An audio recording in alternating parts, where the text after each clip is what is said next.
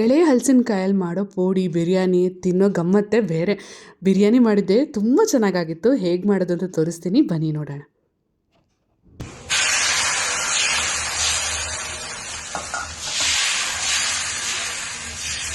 ನಮಸ್ತೆ, welcome to Shivamogga kitchen. ಮೊದಲಿಗೆ ಒಂದು ಮೀಡಿಯಮ್ ಸೈಜ್ ಹಲಸಿನಕಾಯಿನ ಹೆಚ್ಚಿಟ್ಕೊಂಡಿದ್ದೀನಿ.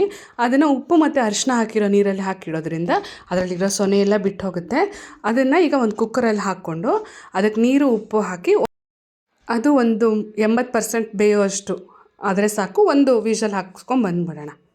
ನೀರು ಕೂಡ ಹೋಳು ಮುಳುಗೋಷ್ಟು ಹಾಕಿದ್ರೆ ಸಾಕು, ತುಂಬ ಹಾಕಿ ಅದು ಪೇಸ್ಟ್ ಆಗೋದು ಬೇಡ. ಅದೊಂದು ಮುಕ್ಕಾಲು ಭಾಗ ಬೆಂದರೆ ಸಾಕಾಗುತ್ತೆ. ಒಂದು ವಿಷಲ್ ಕೂಗಿಸ್ಕೊಳ್ತಾ ಇದ್ದೀನಿ ಹೈ ಫ್ಲೇಮಲ್ಲಿ ಇಟ್ಬಿಟ್ಟು.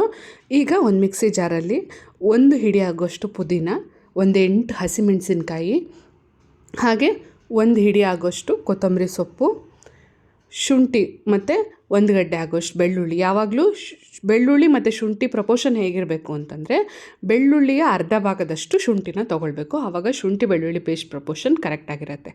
ಇಲ್ಲ ಅಂದರೆ ಶುಂಠಿ ಜಾಸ್ತಿ ಆಗುತ್ತೆ, ಇಲ್ಲ ಬೆಳ್ಳುಳ್ಳಿ ಕಮ್ಮಿ ಆಗುತ್ತೆ, ಆ ಥರ ಆಗುತ್ತೆ.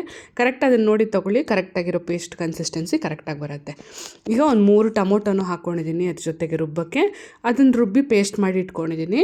ಈಗ ಒಂದು ಕುಕ್ಕರಲ್ಲಿ 4 ಸೌಟ್ ಆಗೋಷ್ಟು ಎಣ್ಣೆ ಹಾಕ್ಕೊಂಡು ಅದಕ್ಕೆ ಚಕ್ಕೆ, ಏಲಕ್ಕಿ, ಮೊಗ್ಗು, ಲವಂಗ, ಪಲಾವ್ ಎಲೆ, ಕಲ್ಲು ಹೂವು, ಹಾಗೆ ಸೋಂಪು ಇದಿಷ್ಟನ್ನು ಹಾಕ್ಕೊಂಡು ಫ್ರೈ ಮಾಡ್ಕೊಳ್ತಾ ಇದ್ದೀನಿ. ಚೆನ್ನಾಗಿ ಅದು ಘಮ ಬಿಟ್ಕೊಳ್ಳಿ.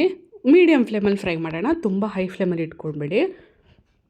ಈಗ ಅದಾಗಿದೆ, ಘಮ ಘಮ ಅಂತ ಸ್ಮೆಲ್ ಬಂದಾದಮೇಲೆ ಒಂದು 4 ಈರುಳ್ಳಿನ ದೊಡ್ಡದಾಗಿ ಕಟ್ ಮಾಡ್ಕೊಂಡಿದ್ದೀನಿ. ಹೇಗಾದರೂ ಅದು ಬೆಂದ ಮೇಲೆ ಬಾಯಿಗೇನು ಸಿಗಲ್ಲ, ಹಾಗಾಗಿ ದೊಡ್ಡಕ್ಕೆ ಕಟ್ ಮಾಡ್ಕೊಂಡಿದ್ದೀನಿ. ಅದನ್ನು ಫ್ರೈ ಮಾಡ್ಕೊಳ್ಳೋಣ. ಚೆನ್ನಾಗಿ ಅದು ಕೆಂಪಗೆ ಫ್ರೈ ಆಗಬೇಕು. ಯಾವುದೇ ರೈಸ್ ಐಟಮ್ ಮಾಡುತ್ತಿರಬೇಕಾದ್ರೆ ನಾವು ಹಾಕಿರೋ ಈರುಳ್ಳಿ ಚೆನ್ನಾಗಿ ಫ್ರೈ ಆದ್ರ ಮೇಲೆ ನೆಕ್ಸ್ಟ್ ಸ್ಟೆಪ್ಪಿಗೆ ಹೋಗಬೇಕು. ಈಗ ಒಂದು ಅರ್ಧ ಹಿಡಿ ಆಗೋಷ್ಟು ಮೆಂತ್ಯ ಸೊಪ್ಪು ಹಾಕ್ಕೊಂಡಿದ್ದೀನಿ. ಫ್ರೆಶ್ ಮೆಂತ್ಯ ಸೊಪ್ಪು ಇರೋದ್ರಿಂದ ಹಾಕ್ಕೊಂಡಿದ್ದೀನಿ. ಇಲ್ಲದೇ ಇದ್ದರೆ ಕಸೂರಿ ಮೆಂತ್ಯ ಹಾಕ್ಕೊಳ್ಳಿ, ಹಾಗಿದ್ರೂ ಪರವಾಗಿಲ್ಲ. ಅದಕ್ಕೆ ನಾವು ರುಬ್ಬಿರೋಂಥ ಪೇಸ್ಟನ್ನು ಹಾಕ್ಕೊಳ್ಳೋಣ. ಪೇಸ್ಟ್ ಹಾಕಿ ಅದು ಹಸಿ ವಾಸನೆ ಹೋಗಬೇಕು, ಅಲ್ಲಿವರೆಗೂ ಚೆನ್ನಾಗಿ ಅದನ್ನು ಫ್ರೈ ಮಾಡಿ ಆಮೇಲೆ ಅದಕ್ಕೆ 1 ಸ್ಪೂನ್ ಆಗೋಷ್ಟು ಅರಿಶಿನ, 2 ಸ್ಪೂನ್ ಆಗೋಷ್ಟು ಅರಿಶಿನ ಟೀ ಸ್ಪೂನಲ್ಲಿ ಇಟ್ಕೊಂಡಿದ್ದೀನಿ.